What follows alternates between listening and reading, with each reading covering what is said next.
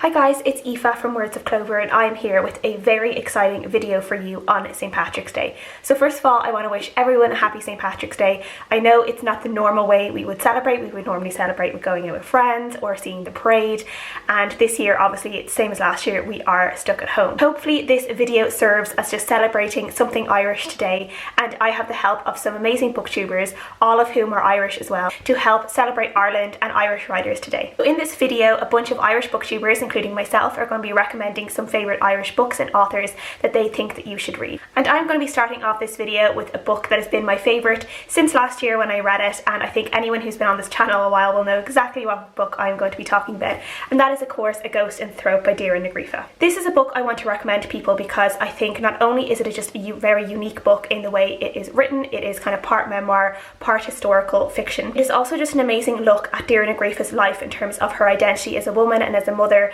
and it is also a fascinating look at the way women are treated in history and how they are remembered throughout history. This book had me highlighting things because some of the prose in it is written so beautifully.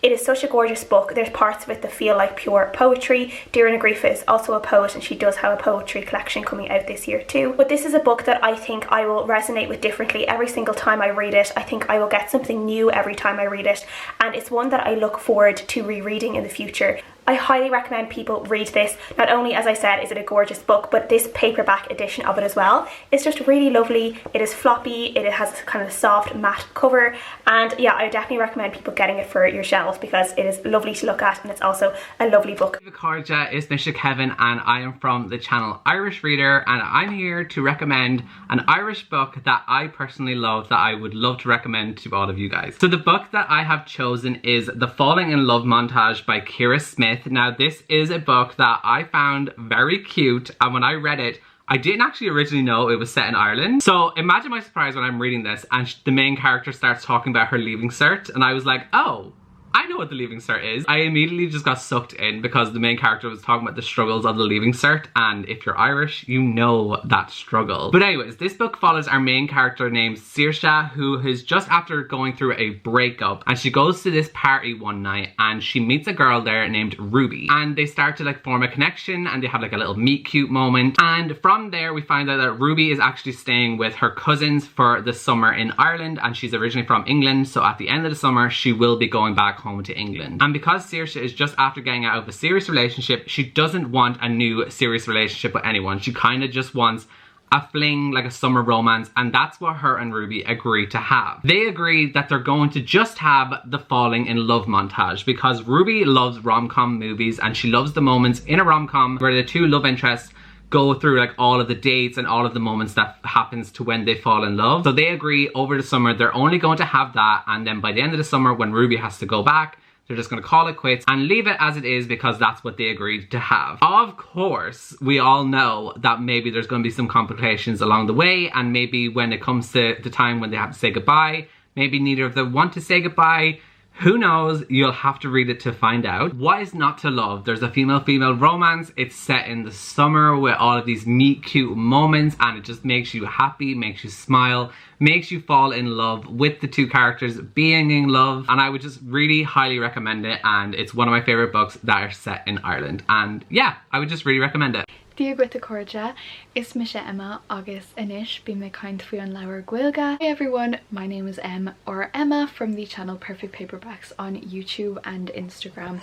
I am so honoured to be part of this amazing group of Irish bookworms and booktubers. So today I'm going to be giving you an Irish book recommendation, but the one I'm going to give you today is a very fun middle grade series. The series is called A Place Called Perfect by Helena Duggan. Helena is the most amazing author, and this is such a fun middle grade series about this girl named Violet who moves to this town with her parents, and it's not everything that they thought it was, and it's a little bit spooky at times as well. You fall in love with the main character Violet and the other main character Boy as they get on adventures, and I think it's just such a fun, easy read Irish series. Highly recommend it. I am so excited for the Irish Readathon as well. I think you should definitely take part. Thank you so much for watching. Agus slán go fóill.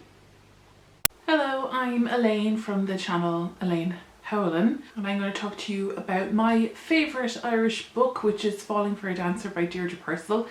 If you've been on my channel, you'll know I've mentioned that several times. This is my favourite book like ever, not just my favourite Irish book. From the Irish author Deirdre Purcell, who I haven't read much else from, but this book, Falling for a Dancer, my favourite one. I have 2 copies of it just in case, because the book is actually out of print, but you can get it secondhand very often actually in secondhand shops around Ireland, and you can get it on Amazon. And there's also an adaptation of it, a TV show that aired on RT. I think it was made by the BBC though, maybe. It came out several years ago, stars a very young Colin Farrell, and you can watch it on YouTube. It's out there on YouTube. So the reason I love this book, it's set in the 40s in rural Ireland, so in County Cork in the Beara Peninsula, so it's in like the wilds of Ireland kind of a thing. A very country, rustic home aesthetic, which is just, I'm just all about that. It explores the role of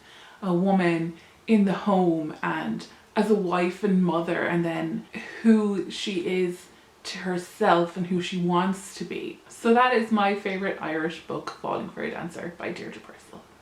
Hi everyone, my name is Rob, my BookTube channel is Books and Bobs, and I wanted to say thank you so much to Aoife over at Words of Clover for inviting me to take part in the Irish Readathon and send in a clip talking about an Irish author that I read recently and a book of theirs that really made an impact. The author I'm going to talk about is John Boyne, and the book that I'm going to talk about is The Heart's Invisible Furies. I read this initially as a recommendation from my partner's sister. But basically, this book is about as Irish as it gets. The story is set in the 40s, where we follow our main character at the start, Catherine Goggin. She's basically a 16-year-old who got pregnant out of wedlock. And as we know all too well in old Irish history, these girls were cast out of their communities. Lo and behold, she makes her way to Dublin, has the baby, and then we follow him as he grows up, you know, obviously from the 40s, 50s, 60s, all the way up to 2015. The main character grows up gay in Ireland, and basically these are kind of 2 threads in the story that really hit home with me. My own background is that I am adopted as well, but also I grew up in an Ireland that may not have been as welcoming to the homosexual community, but obviously we have recently passed marriage equality and everything like that. So this is basically a book that really shines a light on how old Ireland treated some of the outcasts or some of the minorities in their groups. It's an amazing book. There's something that just hit home with me. I initially read this through Audible. I listened to it on an audiobook going in and out to work in the mornings last year before the pandemic hit, and it's a long enough audiobook, but I absolutely flew through this. I was absolutely enthralled. The characters are amazing. The story is really provoking, like emotionally provoking. It really makes you think. And just how the 2 main characters weave together in this, their stories and how they meet, or maybe they don't meet, or, you know, stuff like that. It's just a fantastic literary tale. It's one of the best fiction books that I read last year. As you know, I'm really big into fantasy, so I don't read many of these books, but this one definitely left its mark. And as you can see, I have the physical copy here. I bought it on Audible. I loved it so much I bought the physical copy, and I'm really thinking of doing a reread this year. Hey everyone, I am so excited to be part of this bumper list of Irish book recommendations. Now on my channel I spend a lot of time, particularly in March, recommending Irish books.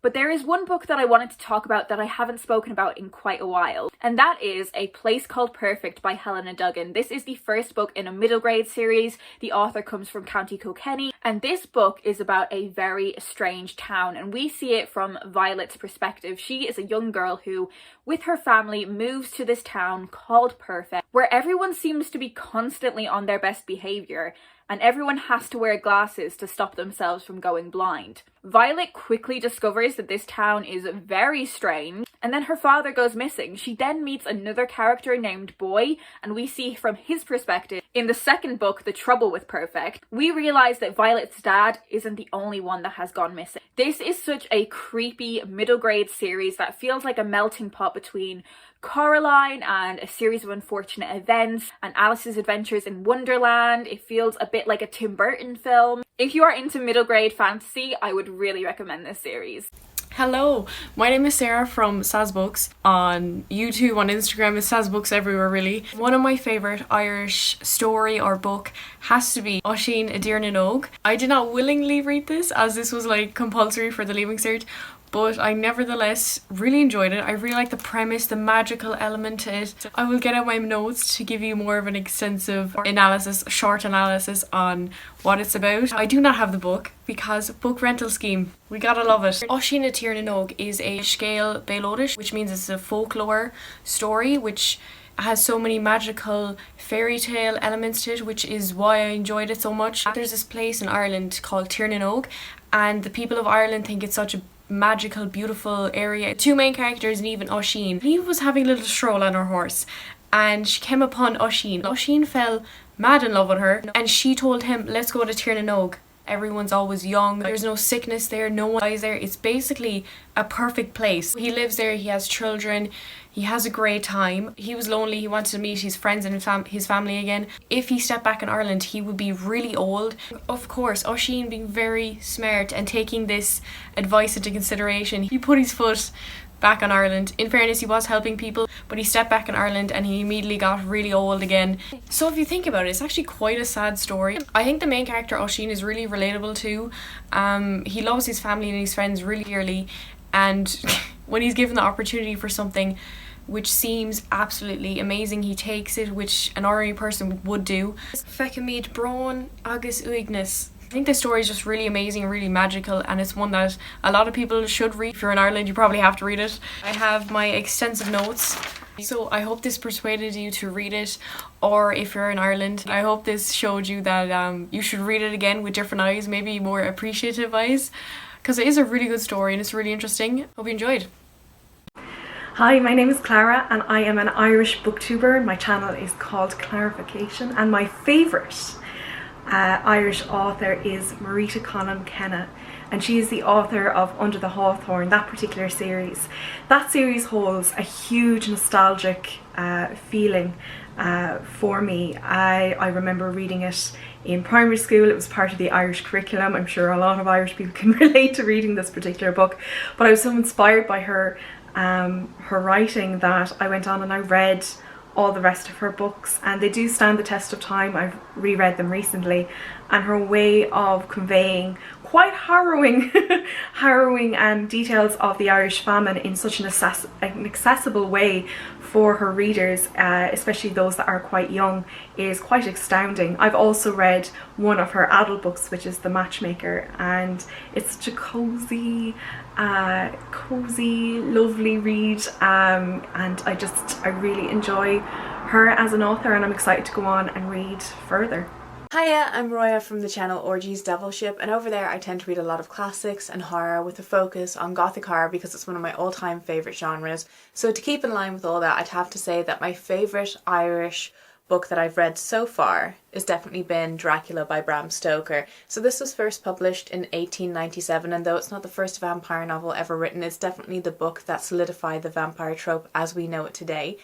And this starts out with a young solicitor, Jonathan Harker, who's sent from London to Transylvania to meet with a new client, Count Dracula.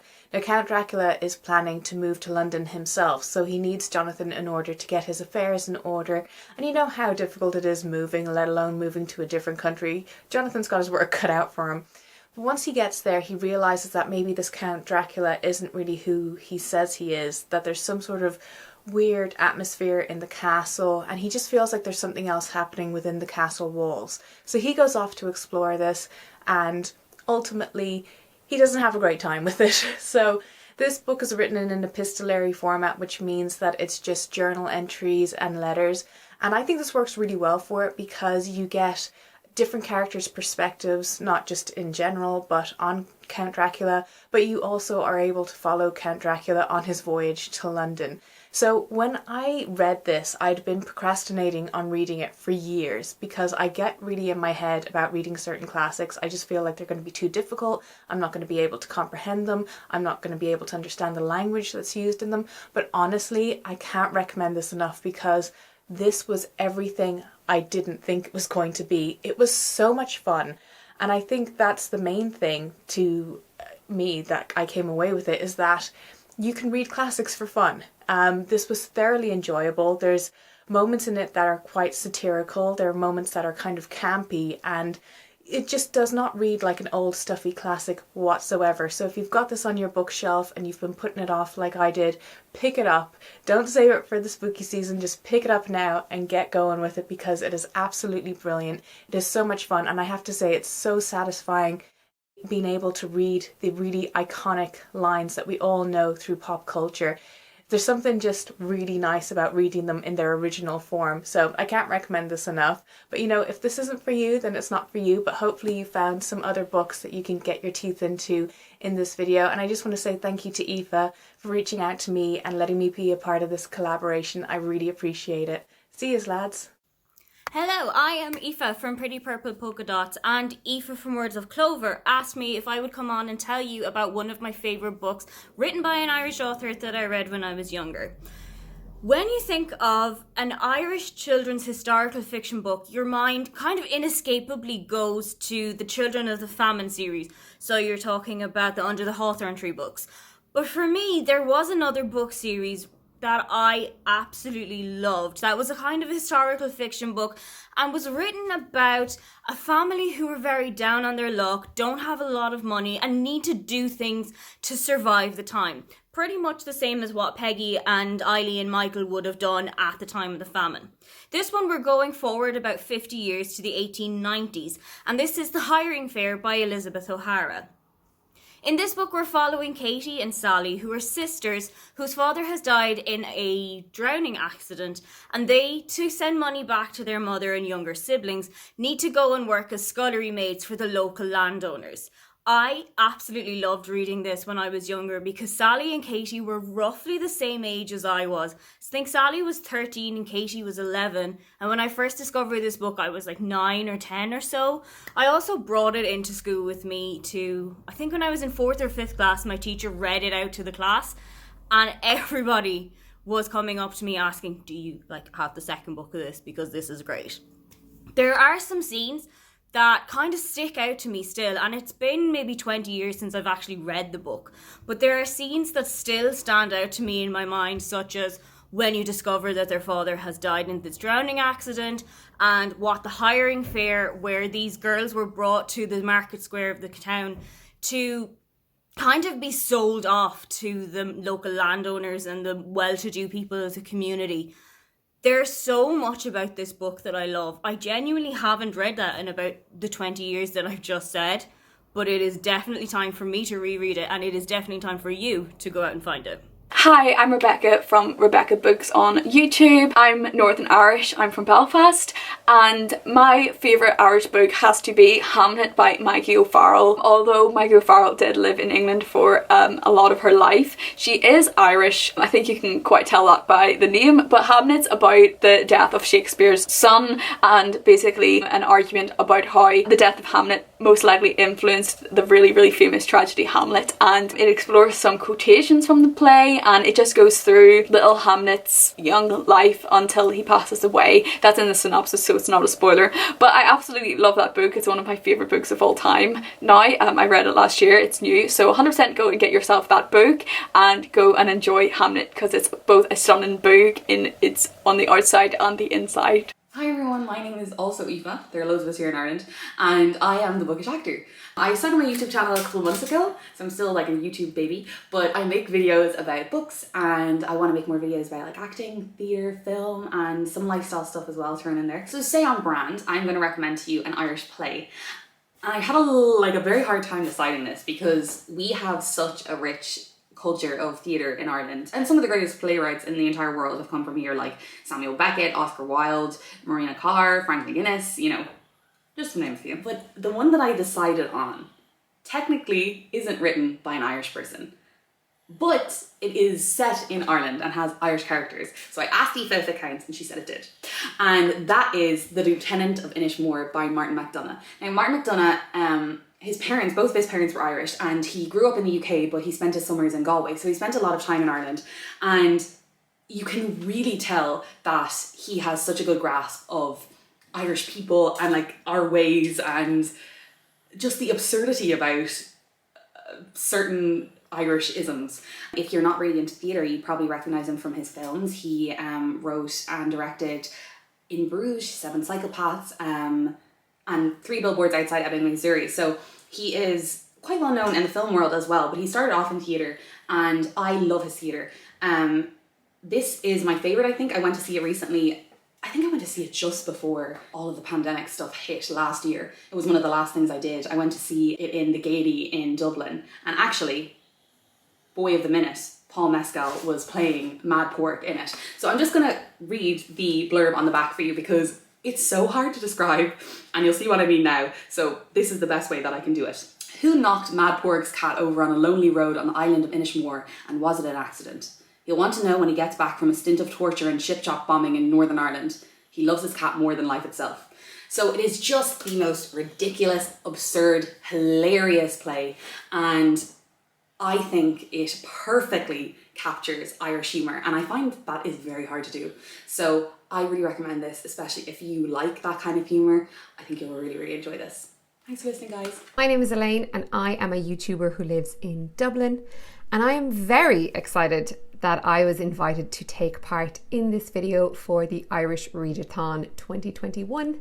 My YouTube channel is all about helping you to navigate through your 20s and 30s, so I cover topics like saving money, property, so buying a house, renovating a house, some style videos, how to dress for Zoom calls, for instance, because that's something that we all seem to have to do all the time at the moment. And I probably should admit that I am not the biggest reader in the world. But in the real world, I am a colleague of Aoife's, and it's very hard to work with Aoife without her infectious love of books rubbing off on you. So last year, I found myself with some extra free time, like a lot of us, and I started reading. And I just want to tell you about my favourite book from an Irish author that I read last year. So the author is Andrea Mara, and she is an Irish crime writer, and she lives in Dublin. And the book that I am recommending for the Irish Readathon is her 3rd book, which is called The Sleeper Lies. So this was set in, it's set in March 2018, which if you lived in Ireland, you will remember that we had the big snow, the big freeze of 2018, and the whole country grinded to a halt. And this book is set in the middle of that. So the lead character's name is Marianne, and she lives in the Wicklow Mountains on her own. And one morning she wakes up and she opens her front door and she sees a set of footprints that have trailed across her garden right up to her bedroom window. And that's all I'm going to say about the book, but it had me hooked from the very beginning. And I love sort of mystery, crime, thrillers as is. But I tend to like reading ones that are set in America or set in the UK and set in a different place to where I live. But this one just broke the mold for me. And I think the bit I loved so much about it was that the lead character herself is actually interested in crime, and she's a bit of an armchair detective. And if you watched the Netflix series Don't F With Cats, she's part of one of these sort of armchair detective groups on Facebook, and I think that just added a bit to it. And I had just finished watching that TV series when I read this book, so I just really liked that element to it. But it's set in a small town, it's set in an environment that I'm not used to because I live in Dublin and I grew up in a city. But yeah, really good book. I would really recommend it. I read it in about 3 sittings, and that is very rare for me when it comes to reading books. Andrea has 3 other books, and the next one on my list is called One Click, and I'm going to read that as part of the Irish Readathon. So big thank you to Aoife for this opportunity to tell you a little bit about myself and tell you what my favourite Irish book is, and I hope everybody enjoys the Irish Readathon. So thank you to all these lovely booktubers for agreeing to help me out with this video and recommending their Irish books.